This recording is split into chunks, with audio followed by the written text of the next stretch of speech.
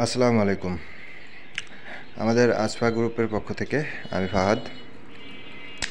আজকে একটি আপডেট দেব যে আমাদের বাচ্চাগুলোকে ট্রান্সফার করা হয়েছে অন্য খাঁচায়, যেহেতু তারা একটু বড় হচ্ছে। আমাদের খাঁচাটা যেহেতু বড় বড় বলতে লম্বা আর কি, 5টা তাক। আমরা হচ্ছে নিচের দুইটাতে ব্রুডিং করব, মানে 10 থেকে 12 দিনের বাচ্চা রাখবো, আর একদম উপরেরটাতে এবং এই 2 নাম্বারটাতে, মানে উপরটাতে একদম বড়, তারপর একটু ছোট, তারপর একটু ছোট, তারপরে আরেকটু ছোট, তারপরে একবারে ছোট, মানে জিরো বাচ্চা। এভাবে আমরা প্ল্যান করছি। যে এখন তারা একটু মোটামুটি বয়স হয়ে গেছে, তাদের বয়স চলতেছে 22 দিন, 22 থেকে 23 দিন।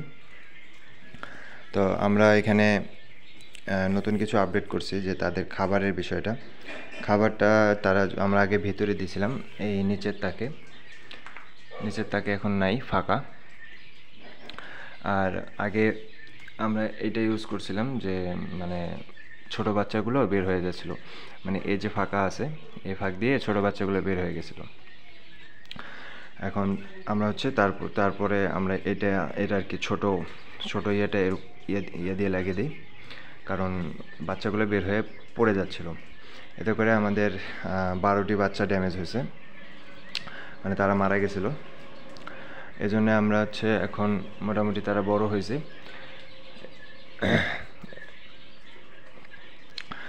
আমরা খাবারের আপনাদের যদি দেখাই, যে খাবারের ইয়েটা আমরা হচ্ছে বাইরে করছি। এখন তারা এই নেটের ফাঁক দিয়ে আর কি মাথা বের করে করে সুন্দর খাবার খাচ্ছে। আর ভেতরে দিলে হয় কি, তারা নষ্ট করে বেশি, মানে খায় কম, নষ্ট করে বেশি। আর এখন দেখতে পাচ্ছেন যে সুন্দর খাচ্ছে আর কি, মাথা বের করে করে খাচ্ছে। পানির পটগুলো এখনও ভিতরে আছে। পানির পটের আপডেট এখনও করতে পারিনি, আমরা পানির পটটাও বাইরে দেওয়ার চেষ্টা করব।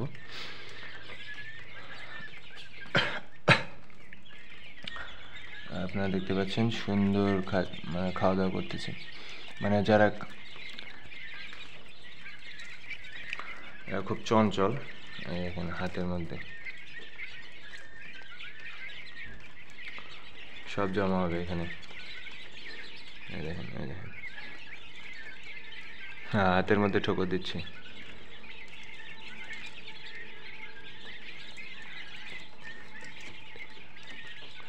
এই দেখেন। আচ্ছা, আপনারা যারা কোয়েল পাখির খামার করবেন তারা হচ্ছে একটা জিনিস মনে রাখবেন, যে ছোট অবস্থায় নিচে রাখা ভালো। আমাদের উপর থেকে এই যেমন এই থাকটি বেশি উঁচা না, এই দ্বিতীয় থাকে রাখছিলাম, আমাদের এটা কিন্তু বেশি উঁচা না। তারপরেও এখান থেকে কিছু বাচ্চা পড়ে যাওয়ার পরে ও আর রিকভার করতে পারেনি। আমরা ওর মানে যেটাকে বলে পোস্টমর্টম আর কি, পোস্টমর্টম করছিলাম। তাতে করে দেখতে পাইছি যে যেখানে ক্ষত স্থান, এখানে হচ্ছে কালো মানে কালো দাগ আর কি। এখন আপনারা একটা জিনিস মনে রাখবেন, যে ছোট বাচ্চাকে অবশ্যই নিচে রাখার চেষ্টা করবেন, মাটিতে, মানে মেঝে থেকে উপরে, মানে শুষ্ক এবং ভালো জায়গায় আর কি। এরা মোবাইলটাকে ঠোকর দিচ্ছে।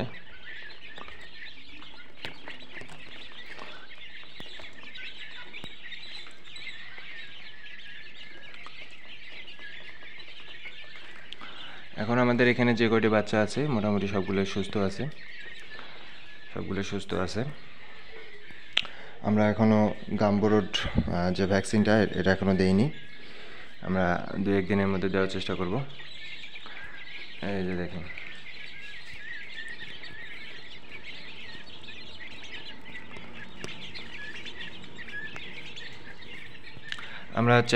আমাদের যে ইউটিউব চ্যানেল আছে, আমাদের ইউটিউব চ্যানেল থেকে মানে আমরা এটাই দেখানোর চেষ্টা করতেছি যে আমরা জিরো থেকে কিভাবে একটি মানে ফার্মিং শুরু করা যায়, এবং এদের যে পরিচর্যা করতে যে বিষয়গুলো আমাদের জানা দরকার, এগুলো আমরা আস্তে আস্তে জানার চেষ্টা করতেছি, এবং আপনাদেরকেও জানানোর চেষ্টা করতেছি, যেন যারা নতুন শুরু করবে বা বাসাবাড়িতে কোয়েল পাখি পালন করতে চান তাদের জন্য আর কি সুবিধা যেন হয়।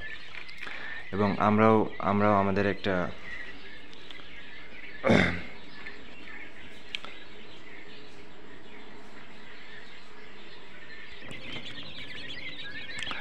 আচ্ছা, সবার শেষে একটা কথা বলতে চাই যে আপনারা যারা কোয়েল পাখি পালন করবেন বা যে কোনো ফার্মিং শুরু করবেন, অবশ্যই পরিষ্কার পরিচ্ছন্নতাটা সবসময় মাথায় রাখবেন। এদের দেখতে পাচ্ছেন আমাদের এখানে কোনো ধরনের বিষটা ওদের ইয়েতে নেই। পাখিগুলো খুব চঞ্চল, উপরে মোবাইল দেখছে, এখন ওখানে ঝাপাঝাপি করতেছে, মানে ভয় করে না আর কি। আচ্ছা, যেটা বিষয় হলো সেটা হলো সবসময় পরিষ্কার পরিচ্ছন্ন রাখার চেষ্টা করবেন। আমরা সেটা চেষ্টা করতেছি। এবং এদের যে বিষটাগুলো আছে সর্বোচ্চ 24 ঘন্টার মধ্যে পরিষ্কার করে দেবেন।